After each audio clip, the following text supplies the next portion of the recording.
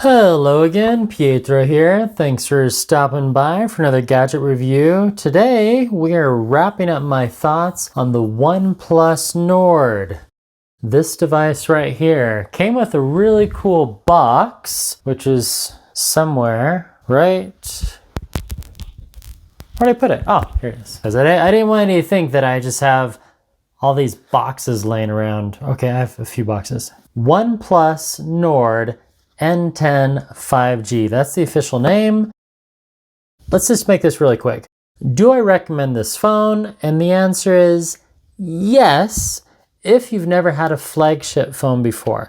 I think the Nord brand that OnePlus created is the budget phone for a new smartphone user. If you had the OnePlus 6T and you bought that in 2018 like I did, you're not gonna like the OnePlus Nord. At least that's me, because I have the OnePlus 6T and I don't like the OnePlus Nord. The OnePlus 6T was $550, $600 with tax, whereas the OnePlus Nord was $299. So almost half the cost. Now you think, well, that was 2018 and now it's 2021. That's 3 years later. The camera's a little better. You're not always taking pictures, and it's more so the speed of the phone. And because of the lower processor or lower end processor, and also because of the amount of RAM and a few other factors, it's slow. Now again, if this is your first phone, you're gonna be like, wow, I can't believe this is only $300. If that's you, then you're gonna like the OnePlus Nord N10 5G. 5G speeds are just like regular speeds. The overall quality of the phone, it feels just like my OnePlus 6T. It does have the monochromatic camera on the back, which I'll show you. The fingerprint sensor on the back of the phone, if you can see that, it works great. And the overall design, the feel, that shimmer on the back is really cool.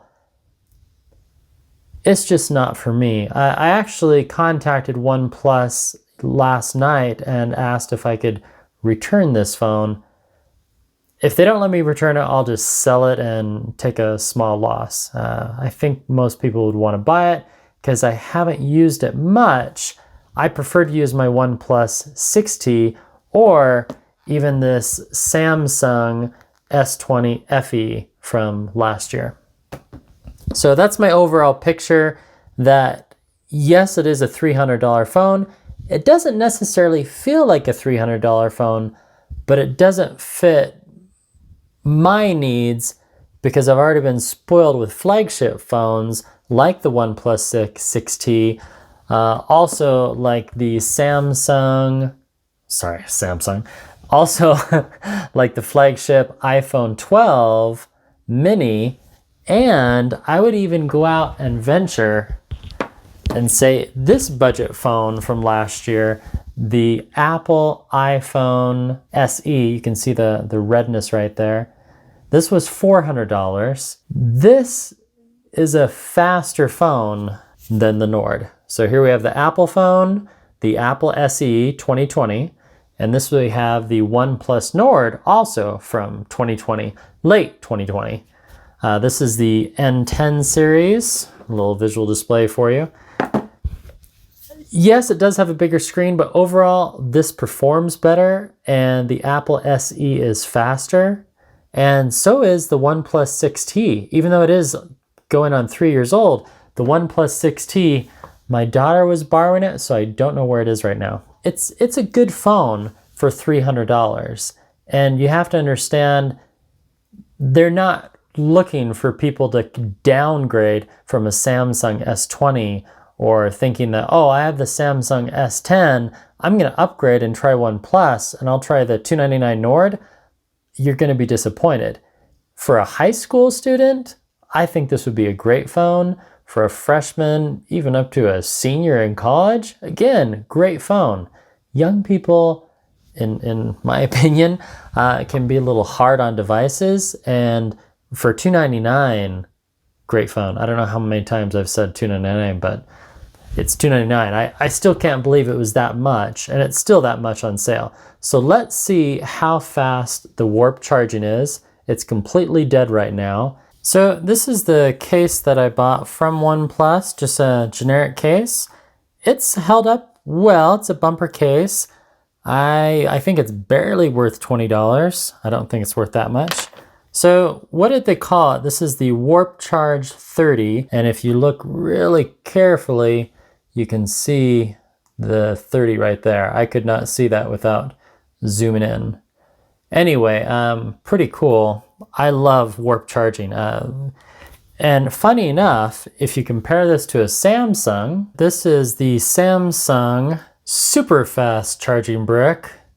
Kind of hard to read that unless I zoom in and you get the text at the right angle. So supercharging, this just came out.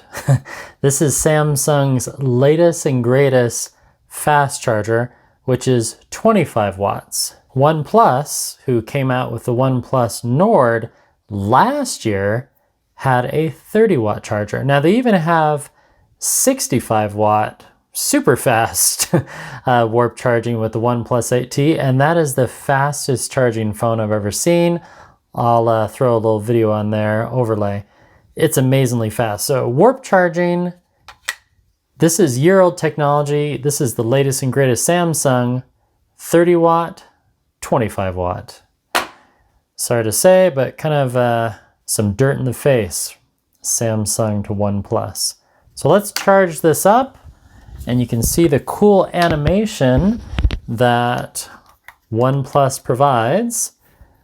Now, if you've watched, I believe his name is David Lee, he received a blue one that coordinates with the N10, a blue charging cable. But this is the standard red cable that you get from OnePlus. It is USB-A, but you know what? That's okay. And we should see the animation in just a second. Okay, so right now the battery is literally at 0 because it's dead. It is 12:06. And in just a second, we'll see the charging.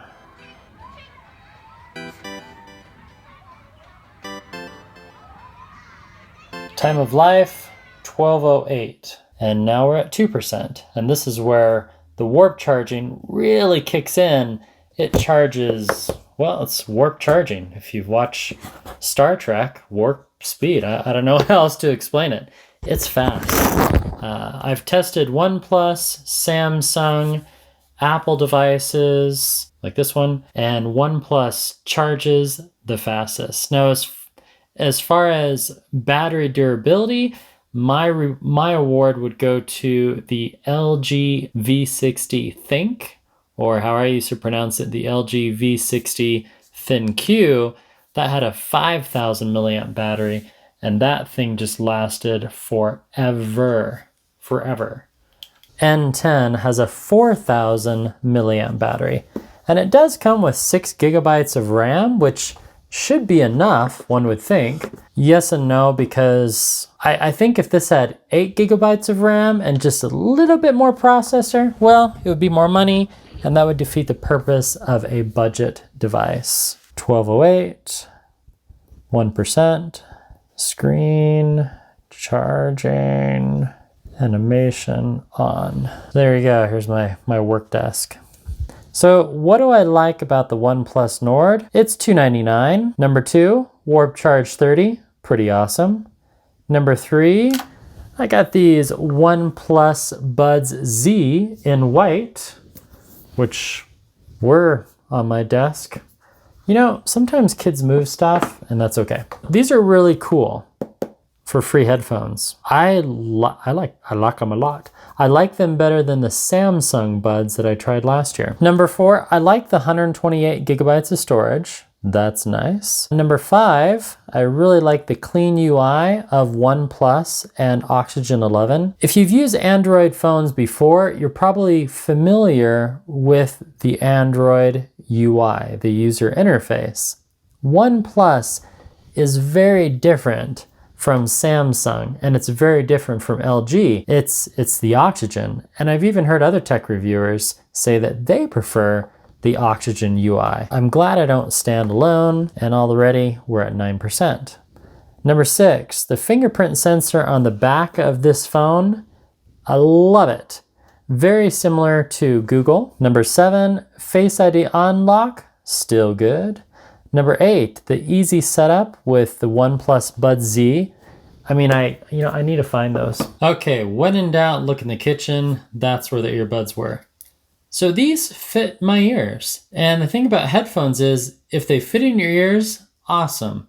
If they don't, you're not gonna like them. I like the design, I like the sound, but the only thing I don't like, they could use a little bit more bass.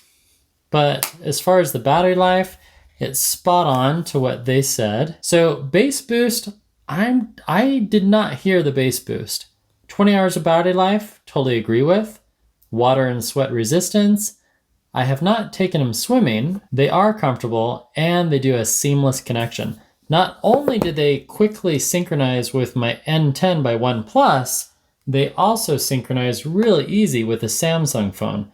I could not get them to synchronize with my Apple Watch, which is somewhat a real bummer. You know, it's an Apple Watch, and if you think OnePlus and Samsung are proprietary, Apple is far more proprietary than OnePlus or Samsung. But I like the design. I saw this on another video. Okay, so here's the test for headphones. What you do is you put them in the charging case, and then, oh, I forgot my... Sorry, forgot the mic. There we go. So what you do is you charge your phone, well, you charge your headphones, put them in the case. And then you see if they can fit in that little coin pocket. Ta-da! They do. And you can even get them out of the coin pocket. So yes, they fit in your pockets, which is a nice feature. So the portability factor, oh yeah. Thumbs up, OnePlus. How do they look? Well, let's try this. And then as soon as I put them in, you hear a little ding, and then the music is available. As far as noise canceling, you get some natural noise canceling just from the snug fit of the wireless headphones. Really, my only hang up on these, they don't have good bass. There, I said it. And you can't adjust the volume controls. There's some functionality that I wish they did have. That is the end of part 1. I'm still editing part 2 and possibly part 3, and I'll have those up shortly. Thanks for watching, and I'll see you again real soon. Goodbye.